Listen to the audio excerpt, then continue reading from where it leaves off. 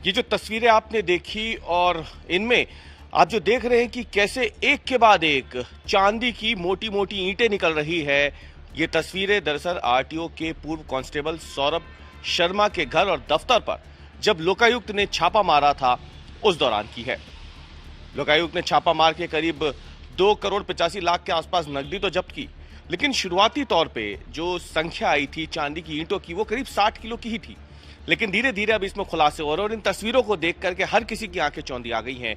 चमकती हुई चांदी की ये ईंटें जब उस तहखाने से निकल रही है जिस जगह पे उसे रखा गया था, तो एक एक कर जो अफसर वहां पे मौजूद है लोकायुक्त के, वो खुद हैरान हो जा रहे हैं। वो एक दूसरे से पूछ रहे हैं कि आखिर इतनी भी बड़ी बड़ी चांदी की ईंटें होती हैं क्या। नमस्कार, स्वागत है आपका एमपी तक पर। मैं हूं रविशपाल सिंह। आज हम आपको बताने वाले हैं कि लोकायुक्त की रेड जो भोपाल के E7 अरेरा कॉलोनी के घर पर, जो सौरभ शर्मा का घर है जो कि आरटीओ में कांस्टेबल रह चुके हैं, और उनका जो दफ्तर है, इन जगहों पर जो रेड हुई थी अब उसकी नई तस्वीरें सामने आई हैं।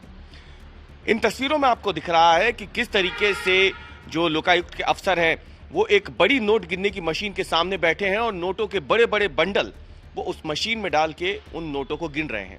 इन्हीं नोटों को गिनते गिनते संख्या जो है 2,85,00,000 तक पहुंच गई। इसके अलावा अगर आप देखें तो तस्वीरों में आपको दिख जाएगा कि किस तरीके से जो चांदी की ईंटें हैं, और न केवल चांदी की ईंटें बल्कि उसके अलावा भी जो रॉ चांदी है वो बड़ी संख्या में बरामद हुई है सौरभ शर्मा के दफ्तर और घर से। अभी तक की जो जानकारी आई है शनिवार सुबह तक के मुताबिक वो ये है कि जो चांदी की ईंटें हैं उनका वजन पहुंच गया है करीब करीब 200 किलो के आसपास। अब ये जो चांदी की ईंटें हैं इनकी कीमत भी करोड़ों में है।